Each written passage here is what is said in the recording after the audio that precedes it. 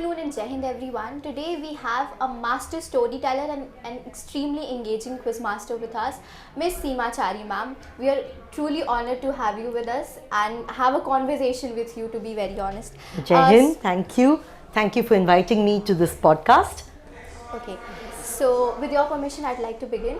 Okay. Okay, so the very first question that I'd like to ask you is that since you have hosted almost 500 plus quizzes, what do you think separates a great quizmaster from a good one?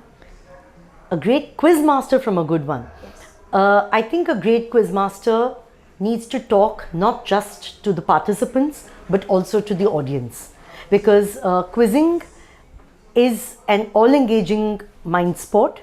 And while the participants are the most engaged, because they have a lot riding on their performance, audiences come to learn, to be edified, to be excited, to maybe to support their teams or their favorite quizzers.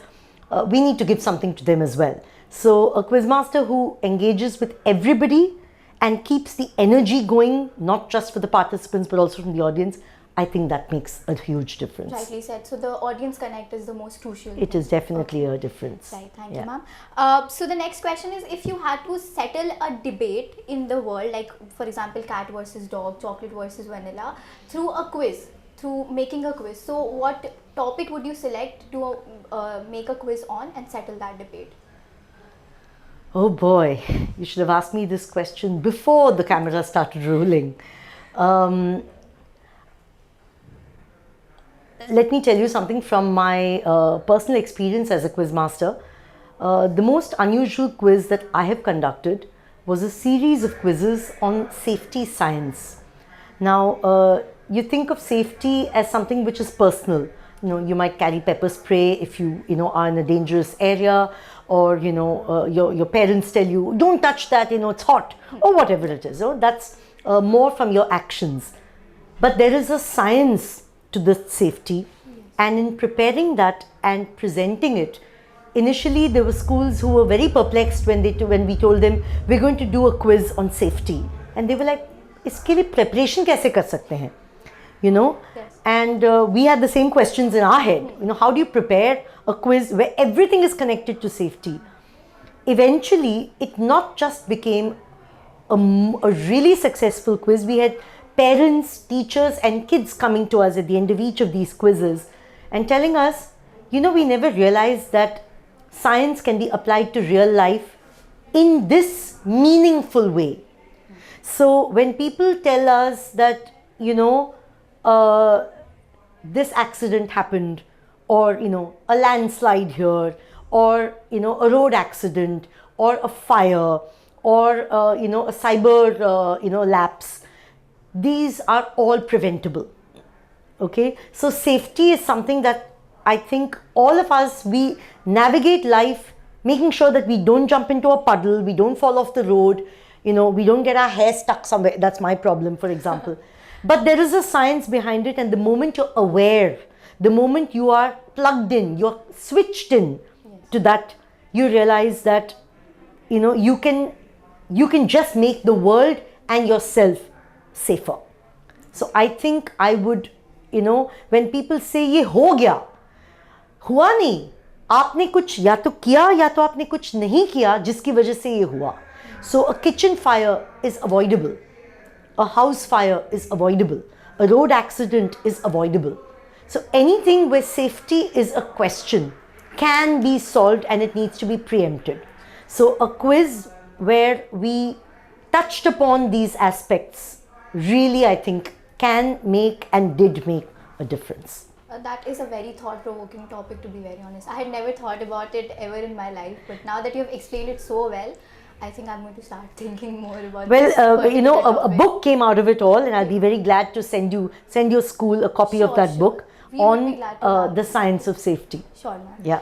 Okay, so I know that as a former quizzer myself, I do some quizzing, and then I used to do a lot. Crafting a new quiz every single time is a hard topic and a hard task to do as itself. So how do you keep up to date with all the topics that are going on in this world, and how do you manage to keep your quizzes and your craft, and also writing books on top of that? How do you ensure that they are engaging and also relevant to the modern times? There is no substitute for keeping yourself abreast of what's happening in the world. So I think it starts with reading the paper. I know that your generation, I don't know if you're Gen Z or Gen Alpha, because you're halfway here, halfway there. You're still young enough, but you're already part of a generation that has grown up with Instagram, that's grown up with social media, and you tend to get your news from a screen, which I think my generation needs to learn, because we need to keep with the times. But there is no substitute for reading the newspaper. You can, in fact, I wouldn't say one, read 2 or 3. You'd be surprised how many things get published. You can read an e-paper, that's fine.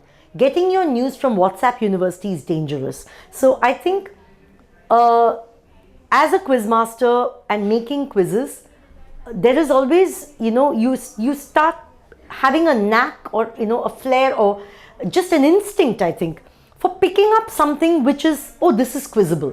This is a question I can ask. May not be in a quiz that I'm going to do right now, but it could work. So I keep notes. Okay. Sometimes I take pictures of that section and file it away somewhere, so that in case there's a quiz, okay, it becomes a potentially interesting question, and which eventually pays it. It's firstly, it's current. Secondly, it's in the public space, because a great quiz has to be something that the public can have access to. There's no point picking out the blueprints of some NASA rocket, okay, unless you visited NASA, you'll never have it, and even then you will not, because these are matters of great secrecy. So it should be in the public realm, and then if it is a fact and if it's got a little spice to it, it's a quizable question. Great approach to the works. Okay, so ma'am, let's play this and that. So the first this and that question is: amazing general knowledge or best quiz hosting skills in the world? Best quiz hosting skills, because the general knowledge is a given then. Yes, right. So second is French or Italian?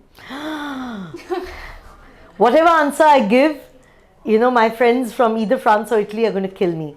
But so French was my first love, but Italian is the person I'm with now. So they're both beautiful.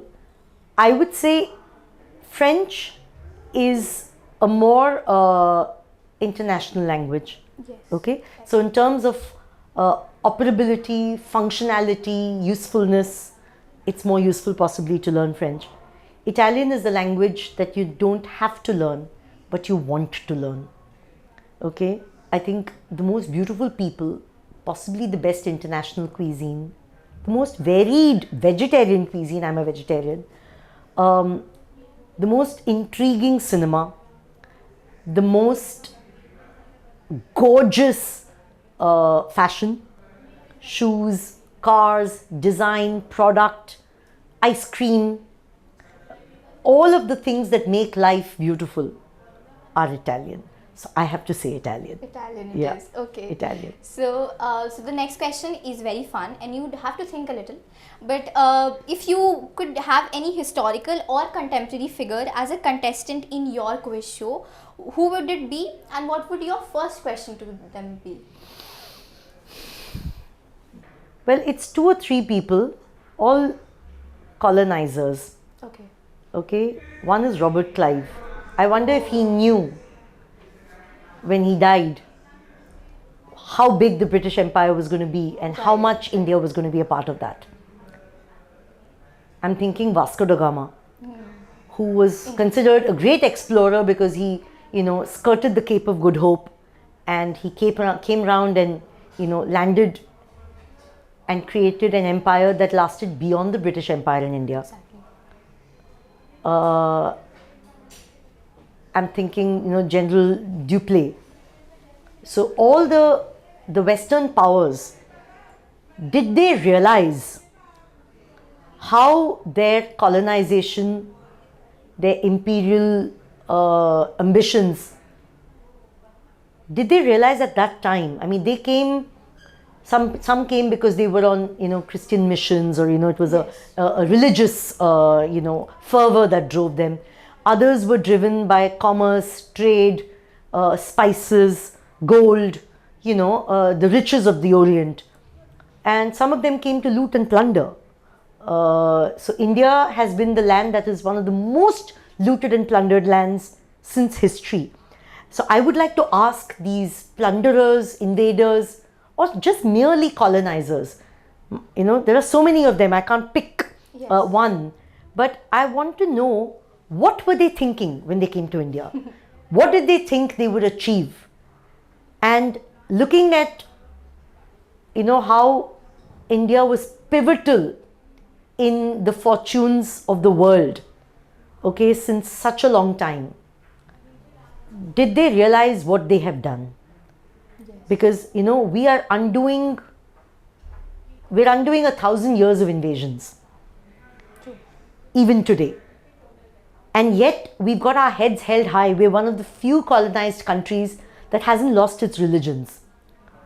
So the Islamists came, there's still a lot of Hindus. The Christians came, there are still a lot of Muslims.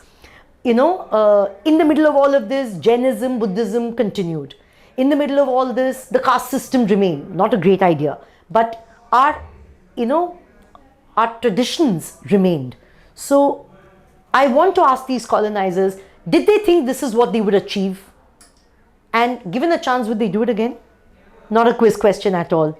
It is more of a personal question. It's a personal question that, you came with some thoughts in your head, and, India gave you something. Yes. Right?